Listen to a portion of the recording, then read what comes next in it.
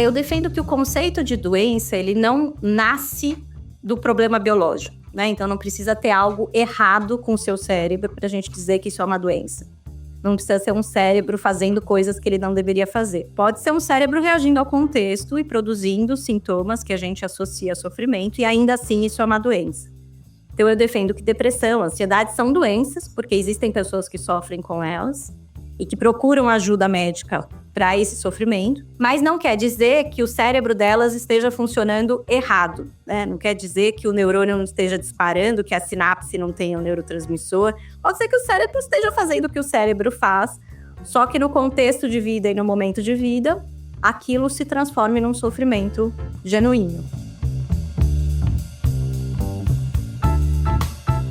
A circulação de informações sobre saúde mental nunca foi tão ampla.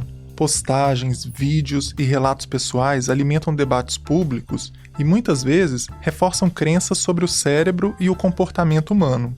É forte a ideia de que podemos corrigir nossa química cerebral com hábitos específicos ou de que existe solução para todos os males psíquicos, com uma infinidade de informações imprecisas e superficiais. Nesse cenário, dizer que transtornos mentais são doenças do cérebro tem servido para legitimar a psiquiatria como especialidade médica, como se fora das fronteiras biológicas, os profissionais também saíssem do escopo da medicina. Ao mesmo tempo, a abordagem puramente biológica com remédios, por exemplo, tem resultados limitados para resolver os sintomas. Nos últimos anos, a procura por medicação disparou, impulsionada em parte pela pandemia de Covid-19 e pelo crescimento da consciência pública sobre saúde mental.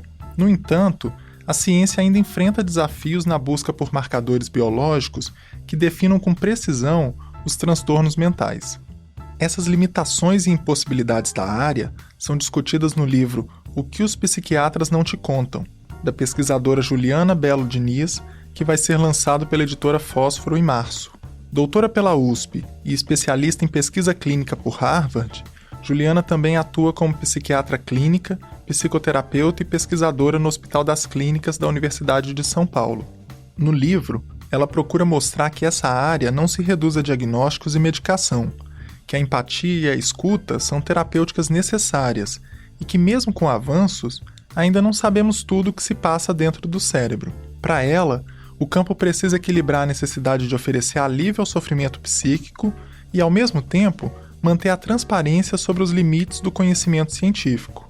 Na nossa conversa, ela explica a origem da psiquiatria e os impactos de um modelo reducionista de tratamento, que negligencia a história e o contexto do paciente. Juliana também fala sobre a importância da escuta e de formas sustentáveis de lidar com a angústia e o sofrimento.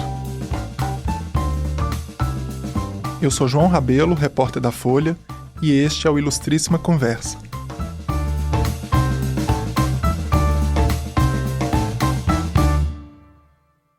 Juliana, seja muito bem-vinda ao Ilustríssima Conversa, é um prazer ter você aqui. O seu livro se propõe a rever a noção de que os sofrimentos psíquicos são doenças do cérebro. É uma tarefa que você cumpre com argumentos científicos e que entra até em algumas discussões espinhosas da área.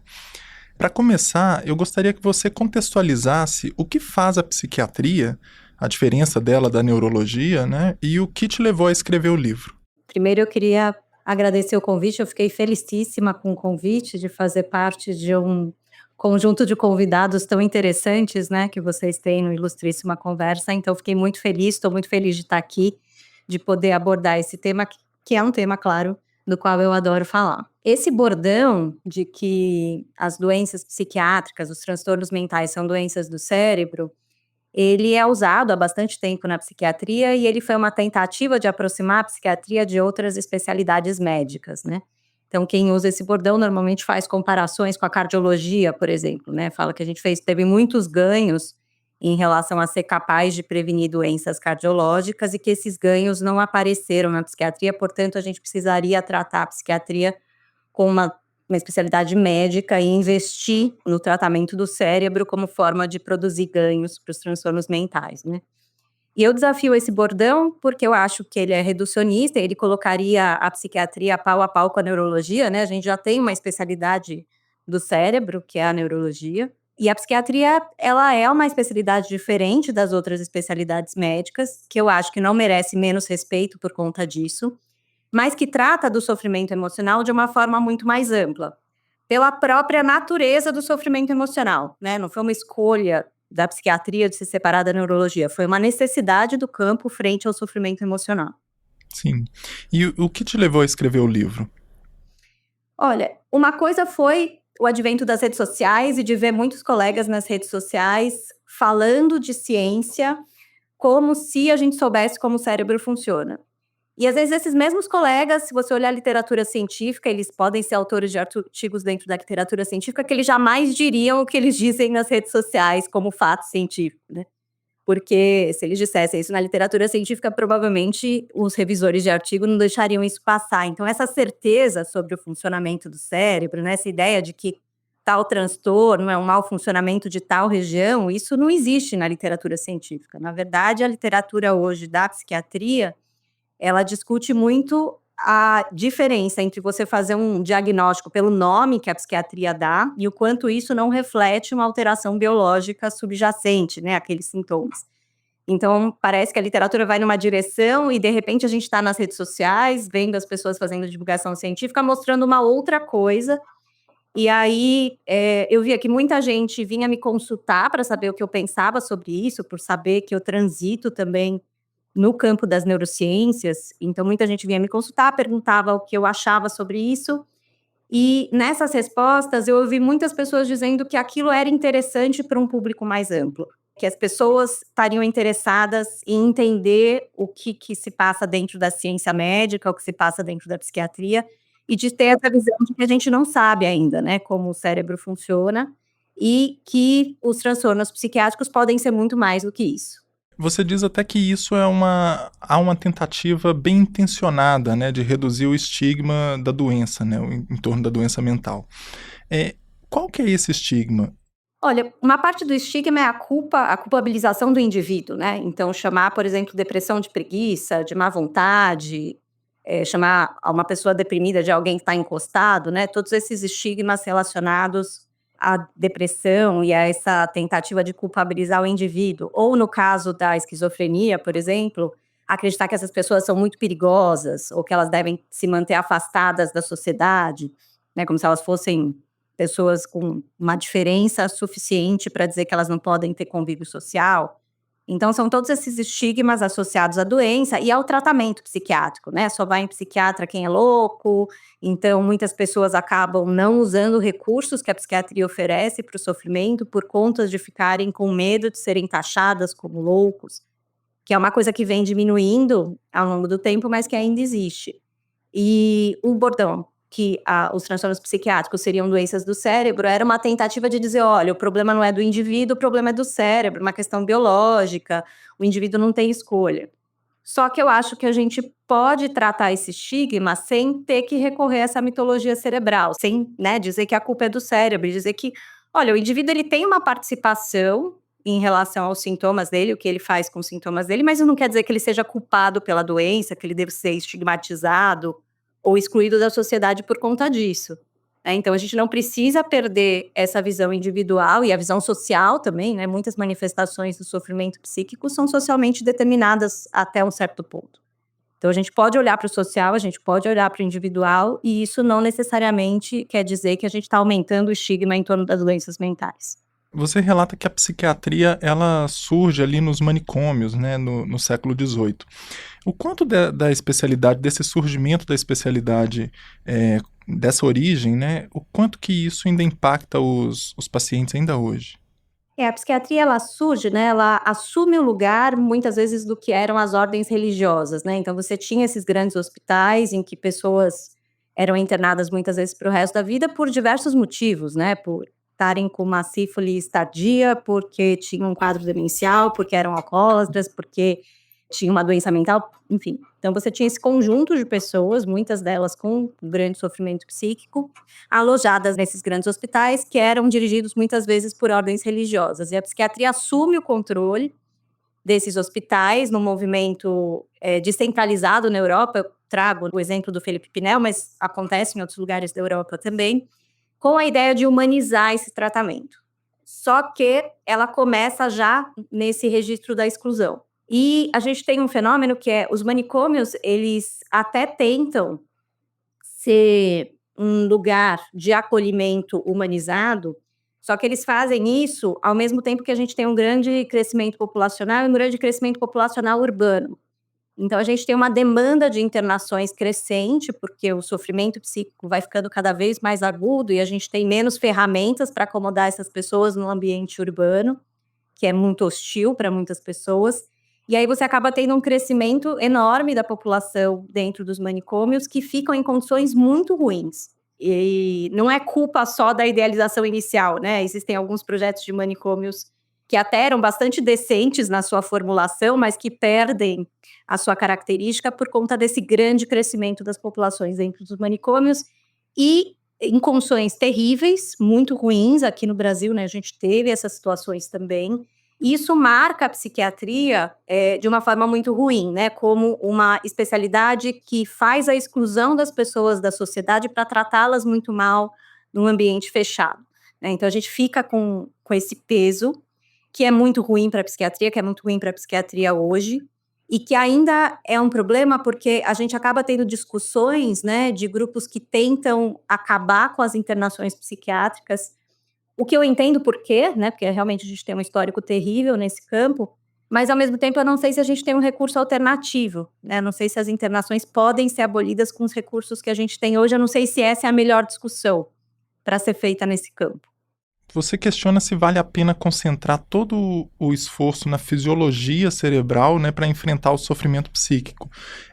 Que outros fatores você considera essenciais na abordagem das doenças mentais? Eu acho que esse discurso do cérebro, né, eu digo isso que não vale a pena a gente se focar na fisiologia, até porque eu acho que isso de falar muito do cérebro é uma forma de alienar a discussão de outros aspectos. Então, por exemplo, quando a gente fala que a nossa relação com redes sociais é um problema da dopamina, né, porque tem bombas de dopamina na rede social, parece que a gente vai ter que ir atrás da dopamina no cérebro e criar um bloqueador de dopamina para resolver o problema.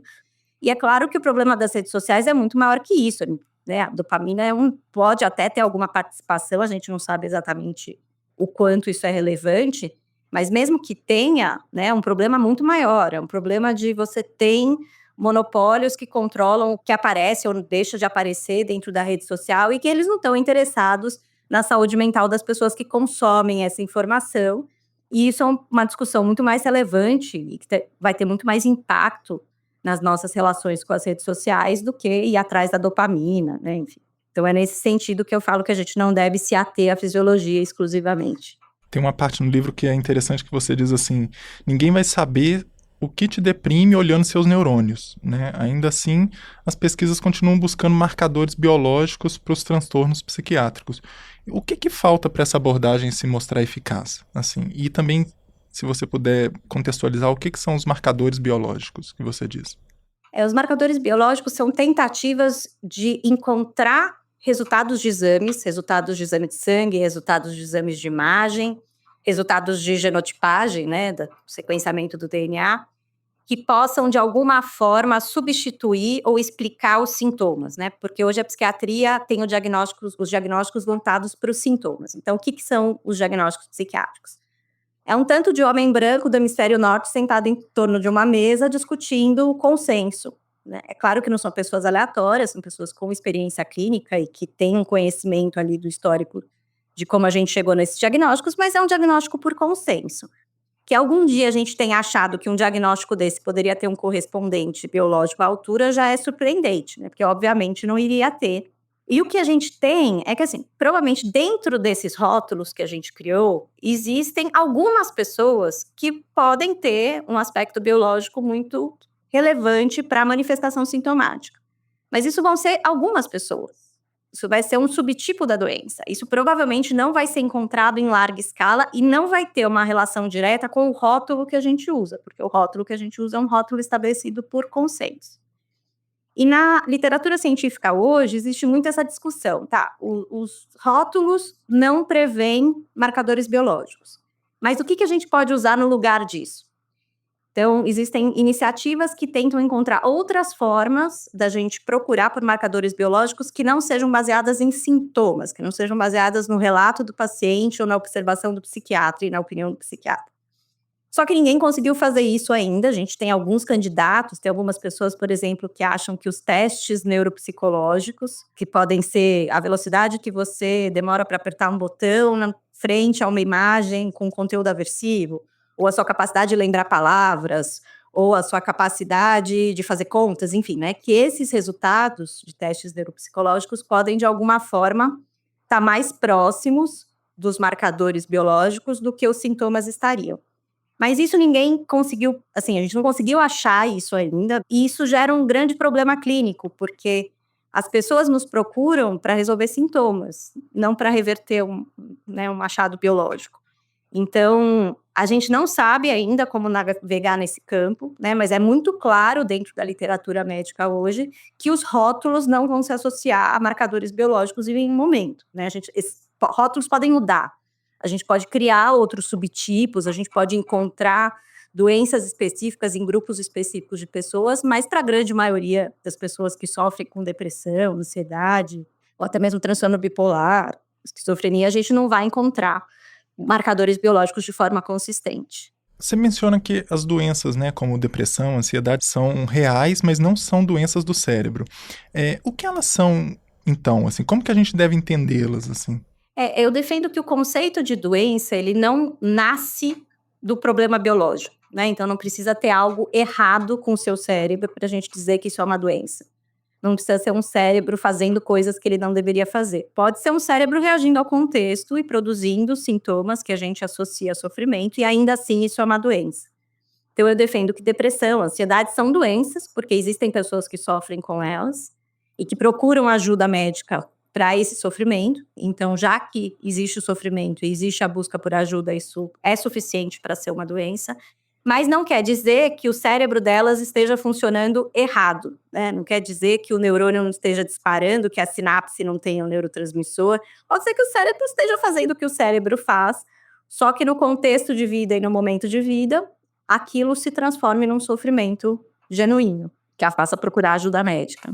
Tem uma afirmação sua de que, por exemplo, buscar o gatilho de uma crise de pânico, né, por meio de uma conversa ali na consulta, é ir além do cérebro, né? É nesse sentido. Por que esse entendimento é tão importante para a prática clínica?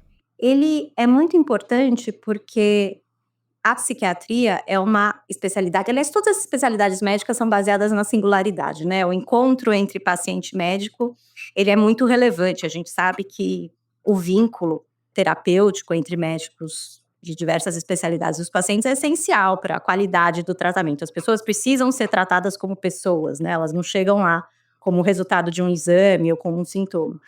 E na psiquiatria isso é até mais relevante, né? A gente precisa que as pessoas cheguem como pessoas, a gente precisa conhecer aquela história para conseguir ajudar aquelas pessoas. Porque as crises de pânico, por exemplo, elas são fenômenos que, dependendo da frequência, são até fenômenos da existência, né? Todo mundo pode ter uma crise de pânico isolada em algum momento da vida, numa situação difícil. Isso não quer dizer que aquela pessoa vai ter uma síndrome do pânico, com crises muito frequentes, ou que isso vai ter um grande prejuízo.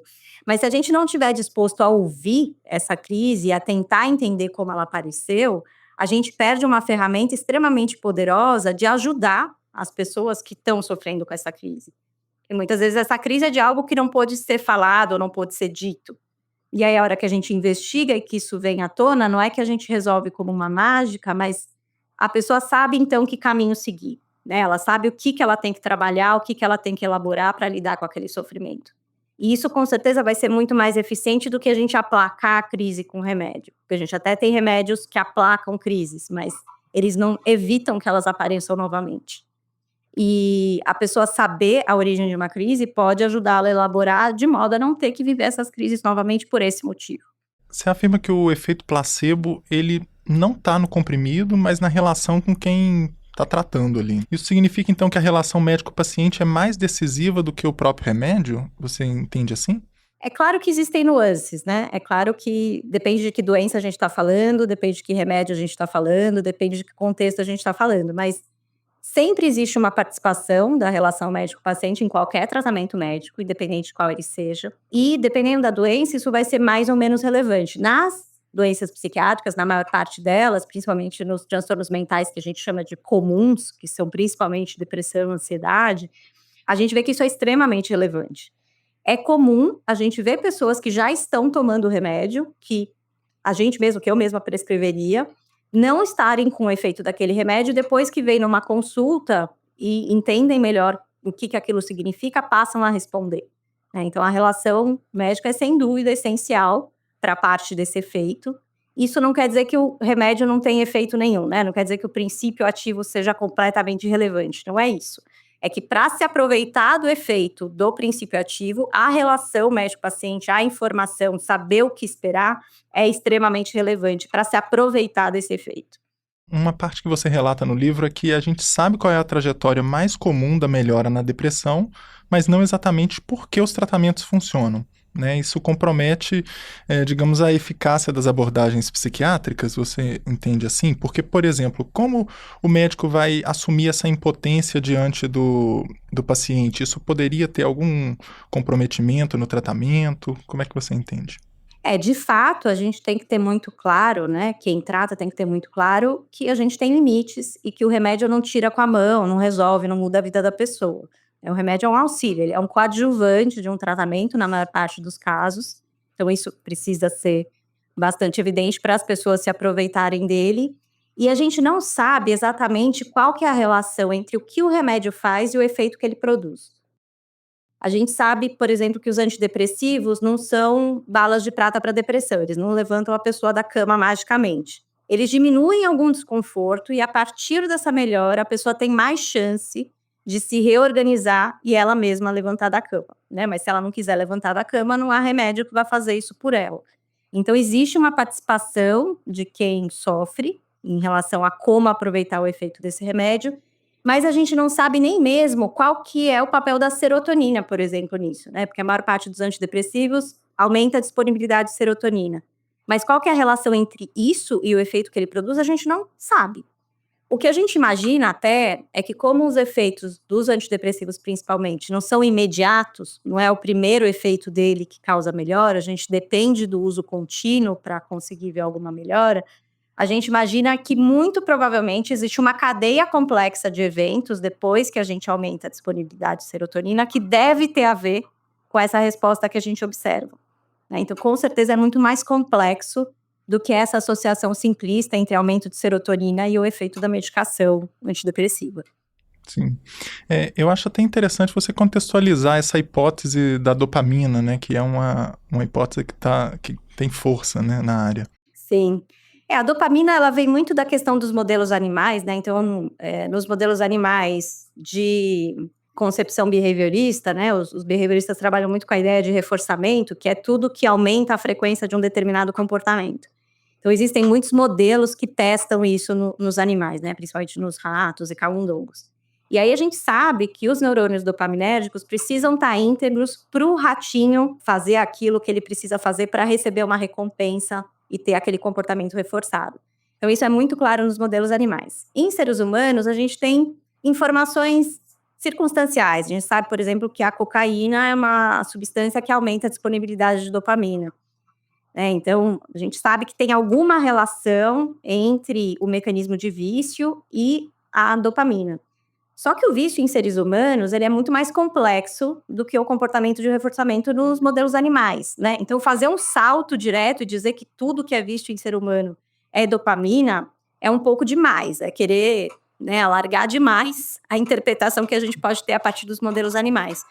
E a questão dos vícios nos seres humanos, né, a gente sabe que não adianta só a gente dar um remédio, só a gente dar um bloqueador de dopamina, o que quer que seja, né?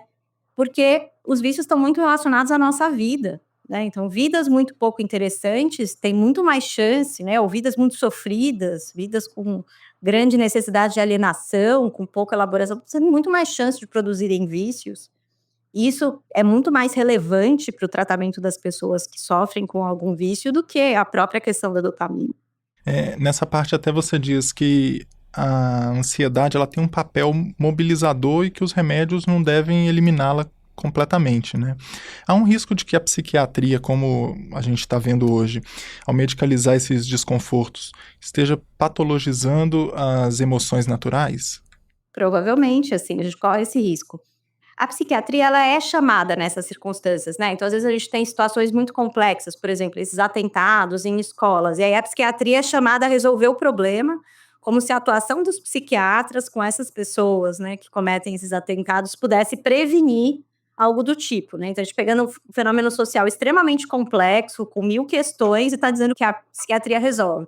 Então a psiquiatria é convocada, né, ela é convocada a resolver problemas muito complexos, a trazer soluções para problemas muito complexos, que estão completamente fora do âmbito da psiquiatria resolver, né. A gente não vai resolver isso com remédio, a gente não vai resolver isso internando todas as pessoas que têm desejos terroristas, né, isso é incabível. Então a gente corre o risco mesmo de entrar nesse registro e patologizar emoções como, por exemplo, a ansiedade climática, e dizer para as pessoas que não, você não deve ter ansiedade climática. Se você está com ansiedade climática, é porque você não está conseguindo ter maturidade para lidar com a vida de adulto, patologizar isso e dizer que não tem problema nenhum ali. A psiquiatria tem que tomar cuidado com esse papel.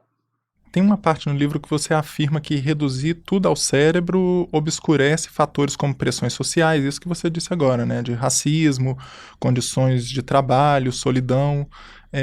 Como que seria a psiquiatria pode se inserir nesses contextos de um jeito efetivo para lidar com essas questões? Muito das neurociências é procurar o que está errado no cérebro, a partir do que a pessoa descreve como sofrimento, e tentar consertar aquilo, né? Que é isso que eu acho que é contraproducente. Mas tem um outro lado das neurociências, por exemplo, que estudam os efeitos cerebrais das vivências de racismo e de outras vivências, de vivências de desigualdade social, de privações. E o que esses estudos mostram, né? Eles, claro, não estão interessados em modificar o cérebro, eles estão interessados em discutir o contexto social que gera essas transformações, mas o que eles mostram é que viver, né, ter vivências de racismo, ter vivências de desigualdade, ter vivência de privação, isso altera como o seu cérebro funciona.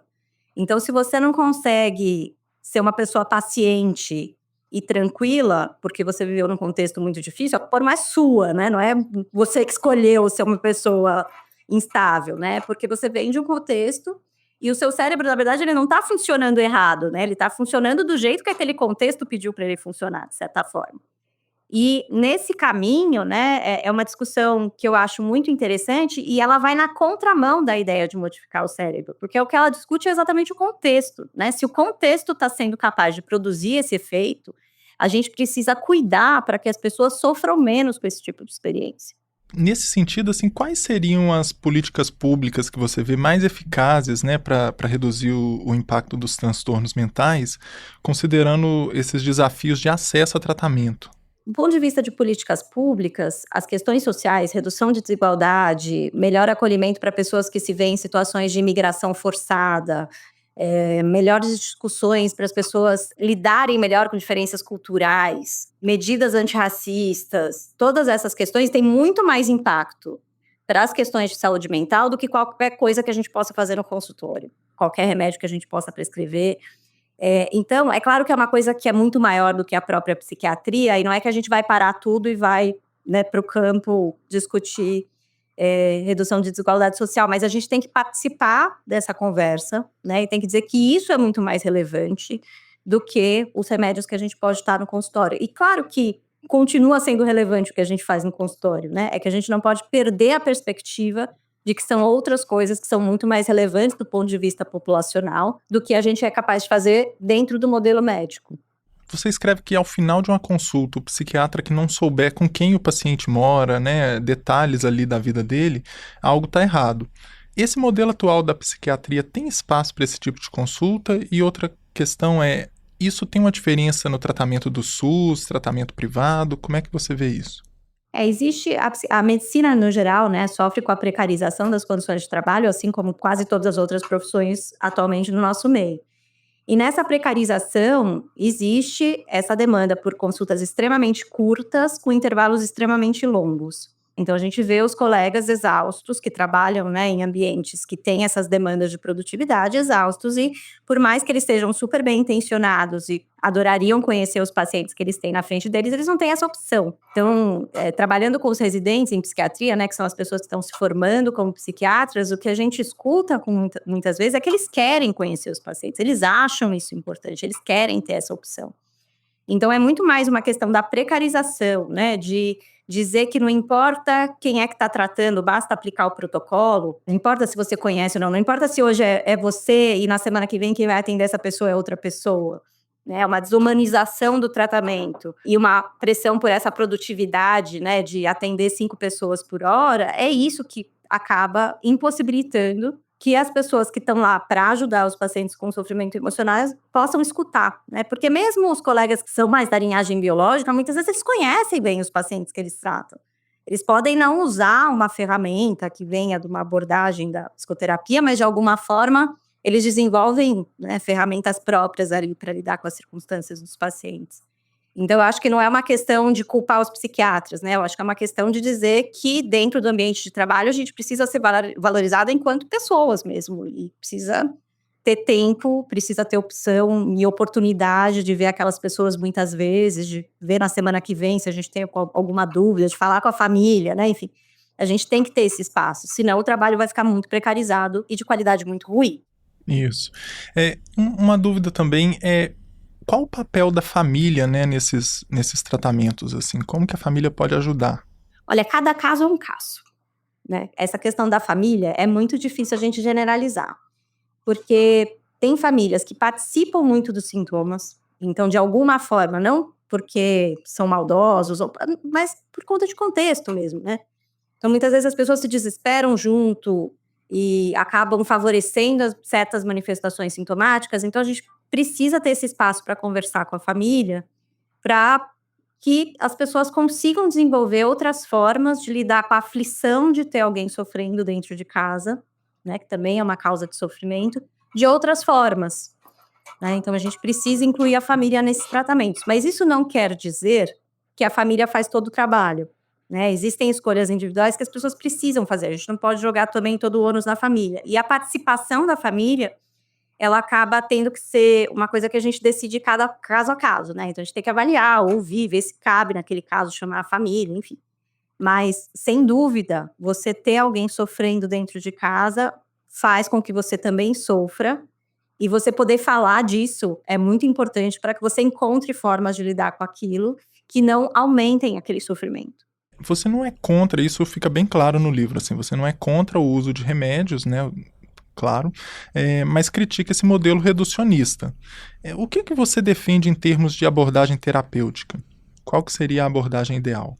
Eu não sei se existe uma abordagem ideal, né. Eu sou psicanalista, por quê? Porque na minha clínica, na minha experiência de vida, ouvindo as pessoas, tentando cuidar, foi a abordagem que mais me ajudou, foi o que fez mais sentido para mim, foi o que mais me trouxe recursos para lidar com as situações da clínica. Isso não quer dizer que a psicanálise seja melhor que todas as outras abordagens, quer dizer que para mim funcionou melhor, né, é uma escolha pessoal. O fato de existirem muitas abordagens, eu não acho de forma nenhuma ruim, né, as pessoas são muito diferentes entre si, que é ótimo que existem muitas abordagens, porque devem existir abordagens suficientes para abarcar todas as pessoas, né, que precisam de alguma ajuda. Então eu não sei se existe uma abordagem ideal, o que eu acho que existe, assim, algum conceito de psicoterapia, alguma noção do que é feito em psicoterapia, é preciso que todos os psiquiatras tenham, né, se eles vão escolher A ou B, pouco importa, mas alguma noção eles precisam ter. E eles vão ter alguma ferramenta para lidar com esses aspectos emocionais que vão além da medicação, né, que seja melhorar a relação médico-paciente. O que eu acho que é ideal é que deve existir alguma abordagem, né, agora qual ela vai ser é uma decisão individual.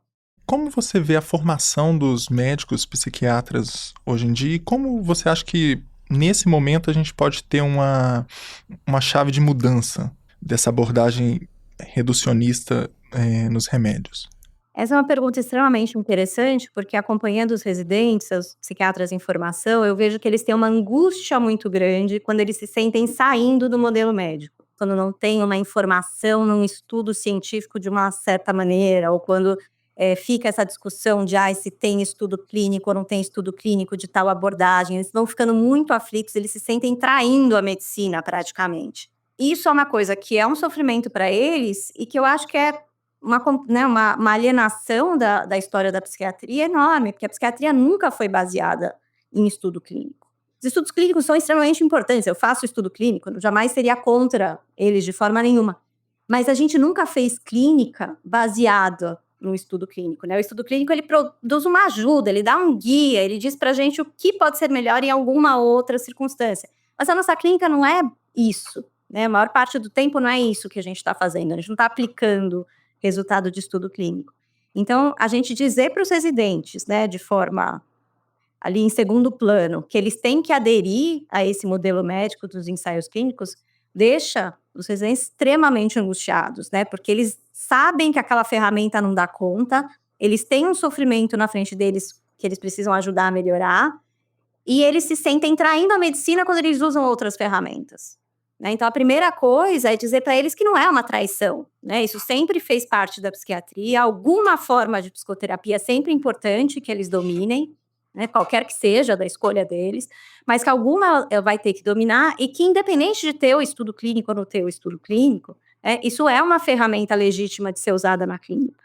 Uma coisa também que está na esteira de tanta medicalização, a gente está tomando mais remédio, né, assim, como que a gente pode equilibrar o uso responsável sem cair na armadilha de remédio para tudo? Bom, primeiro a gente tem que ter espaço para ouvir, a gente tem que ter espaço para entender o que está acontecendo, a gente tem que ter outras alternativas na manga, né? Então a gente tem que poder encaminhar para psicoterapia, se a gente não é psicoterapeuta, por exemplo.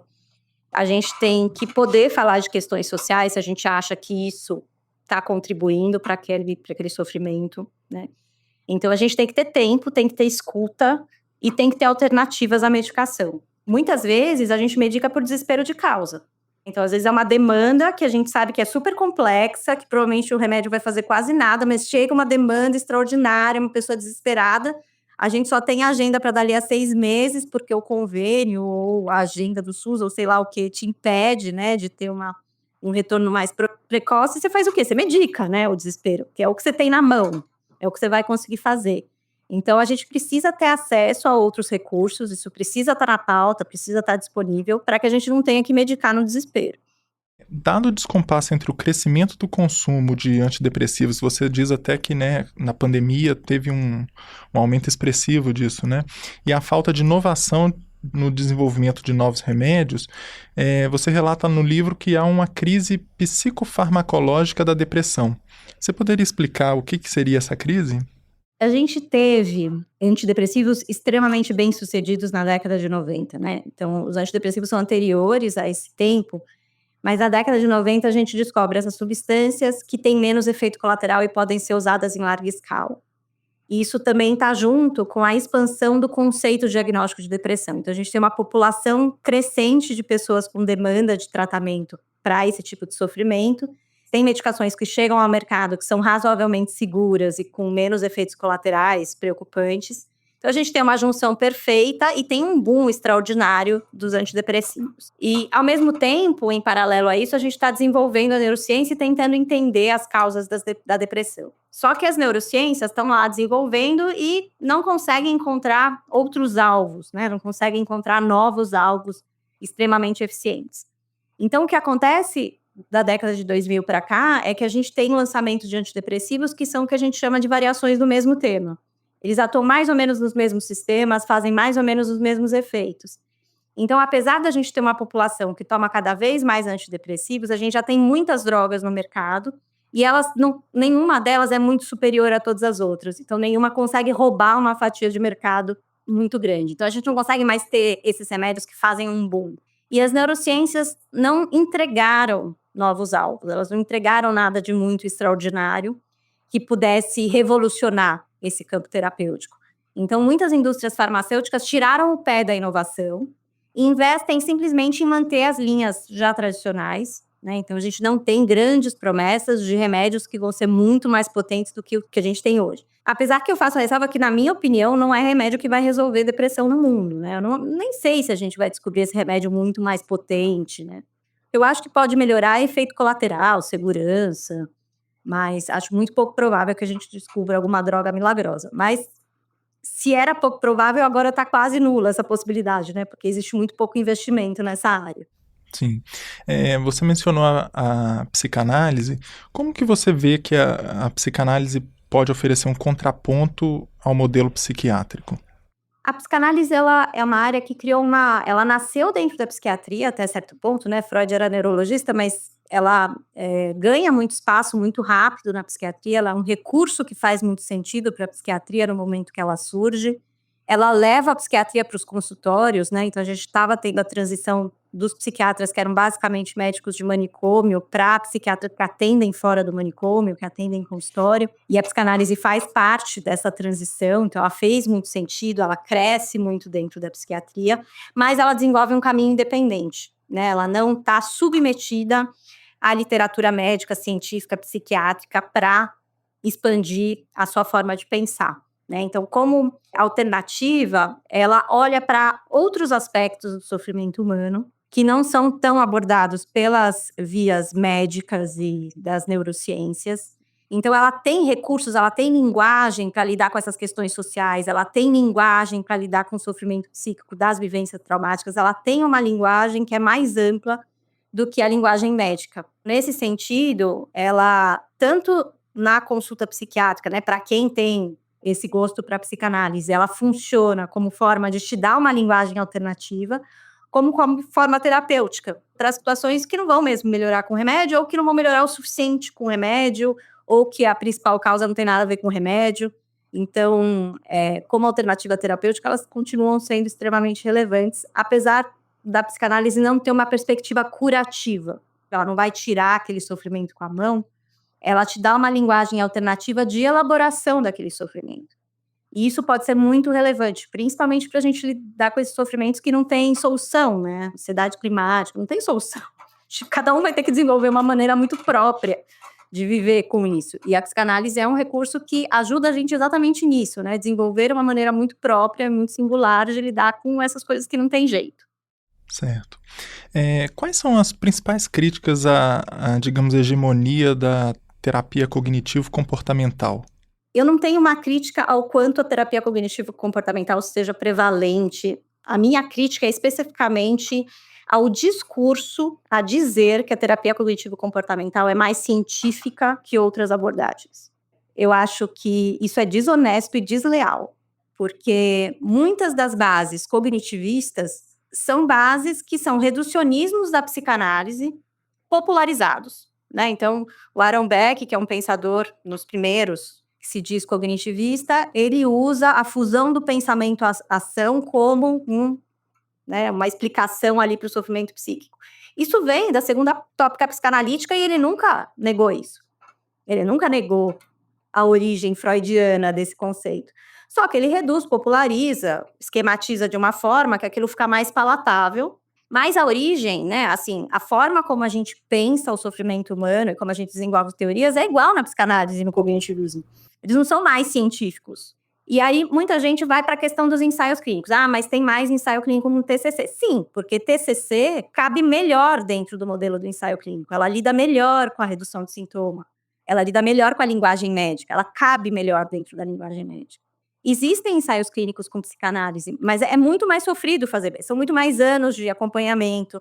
Você tem que inventar um jeito que não seja tão focado em sintoma para fazer sentido para a psicanálise. Então, é muito mais trabalhoso. O que eu acho desonesto e desleal é dizer que uma é mais científica que a outra. Todo mundo está no mesmo barco, né? Nas diversas formas de psicoterapia, mesmo no behaviorismo, né? Que o behaviorismo é o mais experimental de todos, mas quando ele foi para a clínica de pessoas, ele teve que criar a terceira onda do behaviorismo, que não tem nada de experimental, né? Porque não dá conta, o experimental não dá conta da clínica. A gente tem uma demanda clínica que não dá para esperar o experimento com o ratinho dizer para a gente como resolver.